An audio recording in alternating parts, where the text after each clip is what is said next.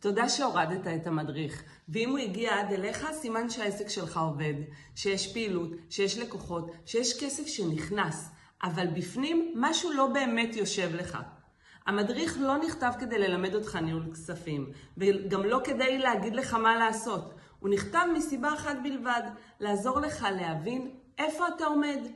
הרבה בעלי עסקים מרגישים שהם מפספסים משהו, והם לא יודעים לשים את האצבע על למה.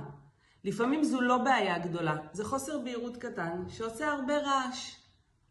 אם בזמן קריאת המדריך עלו לך מחשבות של רגע, זה גם קורה אצלי, או וואלה, אני לא הסתכלתי על זה ככה, זה סימן טוב. מתחת לסרטון יש לך אפשרות לתאם שיחה קצרה איתי. זו לא שיחת מחירה.